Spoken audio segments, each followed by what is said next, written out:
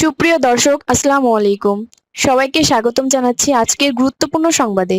প্রথমেই জানিয়ে দিচ্ছি সংবাদ শিরোনাম। তাইওয়ান চীন যুদ্ধের সম্ভাবনা নিয়ে পেন্টাগনের গোপন নথি ফাঁস। এদিকে ইউক্রেনের আরও একটি গ্রাম দখলের দাবি রাশিয়ার। অপরদিকে সিডনিতে বন্দুকধারীর হামলায় নিহতের সংখ্যা বেড়ে 16 জনে। আরও থাকছে দাবানলে পুড়ছে নাগাল্যান্ডের জুকো উপত্যকা। সবশেষে থাকছে ইসরায়েলি হামলার মধ্যেই গাজায় ভারী বৃষ্টিপাত, 10 জনের প্রাণহানি। এবং খেলার সংবাদে শুনুন, বাতিল হয়েছে মোদির সঙ্গে মেসির সাক্ষাৎ। শুনছিলেন সংবাদ শিরোনাম, এখন বিস্তারিত। তার আগে ছোট্ট একটি আবেদন, যদি আপনি ন্যায় ও মানবতার পক্ষে থাকেন, লাইক দিন। গাজার শিশুদের ভালোবাসা দেখাতে চাইলে কমেন্টসে লিখে জানান গাজায় শান্তি চাই।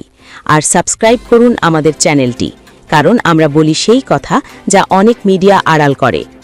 এখন চলুন বিস্তারিত দেখা যাক।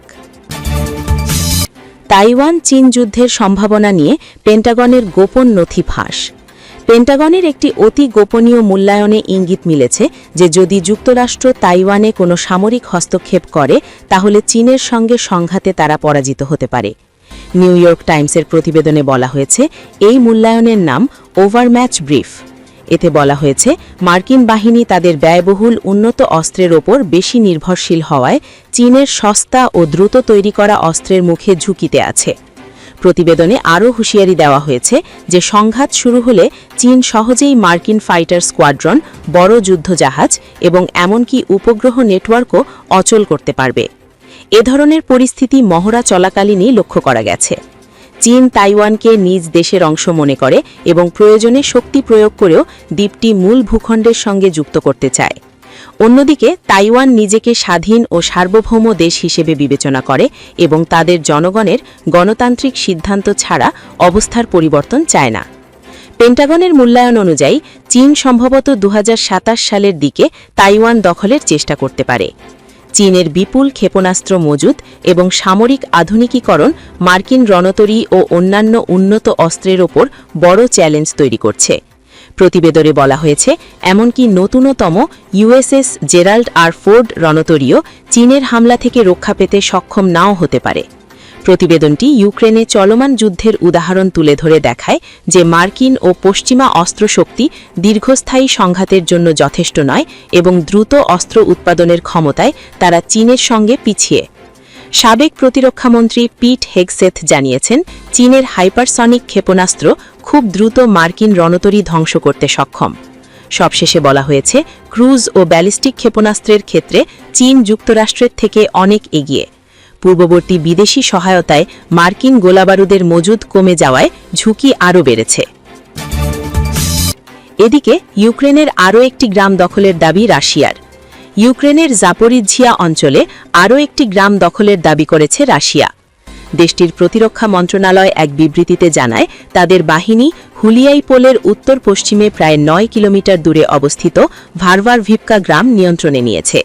হুলিয়াইপোল শহরটি দক্ষিণ পূর্বাঞ্চলের একটি গুরুত্বপূর্ণ ফ্রন্টলাইন এলাকা। এর আগে গত 1 ডিসেম্বর সামরিক কমান্ড পোস্টে সফরের সময় রুশ প্রেসিডেন্ট পুতিনকে বিভিন্ন কমান্ডার পরিস্থিতি সম্পর্কে অবহিত করেন।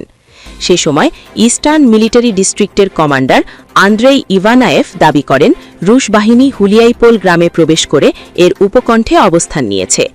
তবে ইউক্রেন 2 দিন পরই এই দাবি অস্বীকার করে। ইউক্রেনীয় সামরিক মুখপাত্র ব্লাডিস্লাভ ভোলোসিন টেলিভিশনে দেওয়া এক বক্তব্যে বলেন, রুশ সেনারা হুলিয়াইপোলের যোগাযোগ ও সরবরাহ পথ বিচ্ছিন্ন করে শহরটিকে ঘিরে ফেলার চেষ্টা করছে। এদিকে ইউক্রেনের জেনারেল স্টাফ এক বিবৃতিতে জানায়, হুলিয়াইপোল ফ্রন্টে হুলিয়াইপোল শহরসহ 3টি বসতির দিকে রুশ বাহিনী চালানো 19টি হামলা তাদের সেনা প্রতিহত করেছে। তবে বিবৃতিতে ভারভারভিভকা নিয়ে কোনো উল্লেখ করা হয়নি। এছাড়া চলমান যুদ্ধ পরিস্থিতির কারণে রাশিয়ার এই দাবির স্বাধীনভাবে যাচাই করা সম্ভব হয়নি। অপরদিকে সিডনিতে বন্দুকধারীর হামলায় নিহতের সংখ্যা বেড়ে 16 জনে। অস্ট্রেলিয়ার সিডনির বন্দাই সমুদ্র সৈকতে ইহুদিদের একটি উৎসবে বন্দুকধারীর হামলায় নিহতের সংখ্যা বেড়ে 16 জনে দাঁড়িয়েছে। আহত হয়েছেন আরও অন্তত 40 জন। গত 30 বছরের ইতিহাসে অস্ট্রেলিয়ায় এটি সবচেয়ে ভয়াবহ হামলা। শনিবার লোকাল সময়ে অস্ট্রেলিয়ার সিডনির বন্দাই বিচে ইহুদি সম্প্রদায়ের হানুকা উৎসব উদযাপনের মধ্যেই হামলা চালায় বন্দুকধারীরা। হামলার সময় ঘটনাস্থলে ছিলেন প্রায় ২,০০০ মানুষ। সোমবার এক সংবাদ সম্মেলনে পুলিশ জানিয়েছে, সন্দেহজনক হামলাওয়ার ৫০ বছর বয়সী বাবা ঘটনাস্থলেই নিহত হয়েছেন। তার ২৪ বছর বয়সী ছেলে গুরুতর অবস্থায় হাসপাতালে রয়েছেন। সিডনির জনকীর্ণ বন্দাই সৈকতে অ্যালোপাথালি গুলির ঘটনা অশুভ ইহুদি বিদ্বেষী তৎপরতা বলে আখ্যা দিয়েছেন দেশের প্রধানমন্ত্রী অ্যান্থনি অ্যালবানিজ। তিনি বলেন, যে দিনটি আনন্দের হওয়ার কথা ছিল সেই দিনেই অস্ট্রেলীয়দের লক্ষ্য করে সৈকতে এই হামলা হয়েছে। তিনি আরও বলেন, এই হামলা তন্ত্রবাদী ইহুদি বিদ্বেষী অশুভ তৎপরতা, যা আমাদের জাতির প্রাণকেন্দ্রে আঘাত করেছে।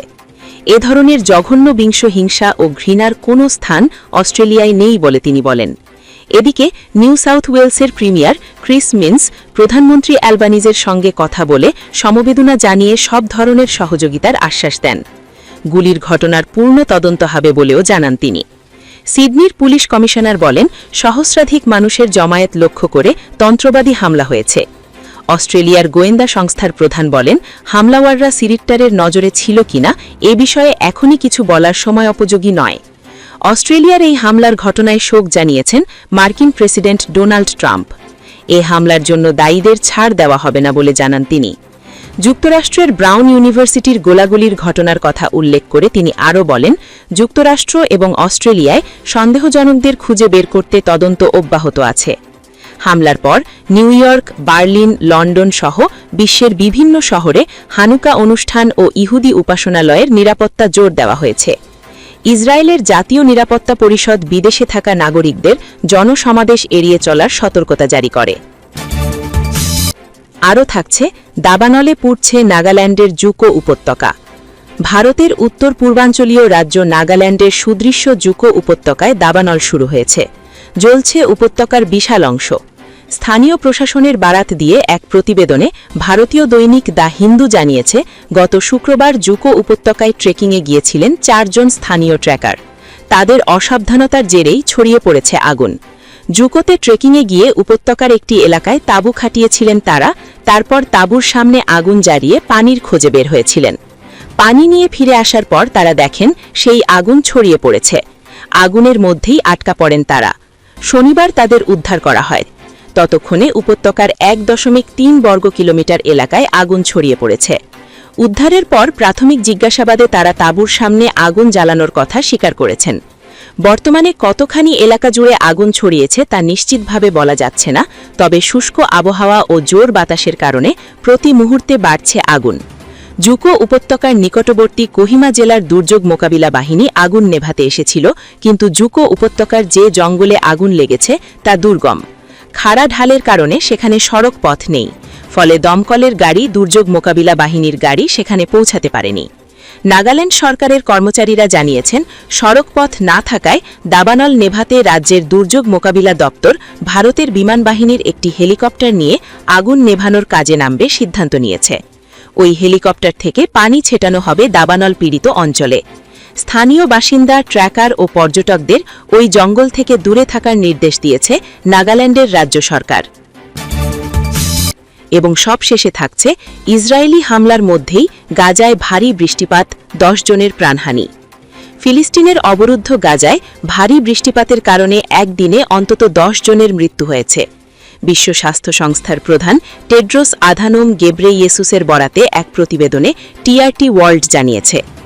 গত শনিবার সামাজিক যোগাযোগ মাধ্যমে দেওয়া এক বার্তায় ডব্লিউএইচও প্রধান সতর্ক করে বলেন, খোলা পরিবেশে বসবাস, অপর্যাপ্ত পানি ও স্যানিটেশন ব্যবস্থা এবং অতিরিক্ত জনঘনত্বের কারণে তীব্র শ্বাসতন্ত্রের সংক্রমণ, বিশেষ করে ইনফ্লুয়েঞ্জা, হেপাটাইটিস ও ডায়রিয়াজনিত রোগ দ্রুত ছড়ানোর আশঙ্কা রয়েছে।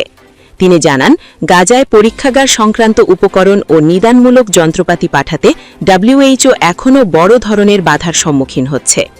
এছাড়া ইসরায়েল অনেক জরুরি সরঞ্জামকে দ্বৈত ব্যবহারযোগ্য পণ্য হিসেবে চিহ্নিত করে প্রবেশের অনুমতি দিচ্ছে না। টেড্রোস জরুরি আশায় এসব অপরিহার্য সামগ্রী গাজায় প্রবেশের আহ্বান জানিয়ে বলেন, রোগের প্রাদুর্ভাব দ্রুত শনাক্ত করা, কার্যকর প্রতিক্রিয়া জানানো এবং আক্রান্তদের চিকিৎসার জন্য এগুলো অত্যন্ত গুরুত্বপূর্ণ। উল্লেখ্য 2023 সালের অক্টোবর মাস থেকে গাজায় চলমান ইসরায়েলি হামলায় এখনও পর্যন্ত 70,000-এর বেশি ফিলিস্তিনি নিহত হয়েছেন, যাদের বেশিরভাগই নারী ও শিশু। এছাড়া এই সময় আহত হয়েছেন 1,71,000-এরও বেশি মানুষ। যুদ্ধবিরতি কার্যকর থাকার পরেও এই সহিংসতা অব্যাহত রেখেছে দখলকারী বাহিনী। 10 অক্টোবর যুদ্ধবিরতি চুক্তি কার্যকর হওয়ার পর থেকে ইসরায়েলি সেনাবাহিনী একাধিকবার যুদ্ধবিরতি লঙ্ঘন করেছে। এতে অন্তত 386 জন ফিলিস্তিনি নিহত এবং 1018 জন আহত হয়েছেন। এবং খেলার সংবাদে শুনুন, বাতিল হয়েছে মোদির সঙ্গে মেসির সাক্ষাৎ। আর্জেন্টাইন ফুটবল মহাতারকা লিওনেল মেসি এবং ভারতের প্রধানমন্ত্রী নরেন্দ্র মোদির মধ্যে নির্ধারিত সাক্ষাৎ সোমবার 15 ডিসেম্বর বাতিল হয়েছে। তাদের সাক্ষাৎ হওয়ার কথা ছিল ভারতের রাজধানী নয়াদিল্লিতে। ইন্ডিয়া ট্যুরে মেসির অংশগ্রহণের সময় প্রধানমন্ত্রী মোদির সঙ্গেও দেখা করার কথা ছিল। 21 মিনিটের প্রোটোকলও প্রস্তুত করা হয়েছিল, তবে শেষ মুহূর্তে এটি বাতিল করা হয়েছে। বর্তমানে প্রধানমন্ত্রী নরেন্দ্র মোদি 4 দিনের বিদেশ সফরে যাচ্ছেন। তার সফরের মধ্যে রয়েছে জর্ডান, ইথিওপিয়া ও ওমান। ভারত ছাড়ার আগে তিনি জানান, এই 3 দেশে ভারতের দীর্ঘকালীন সম্পর্ক রয়েছে এবং ব্যাপক দ্বিপাক্ষিক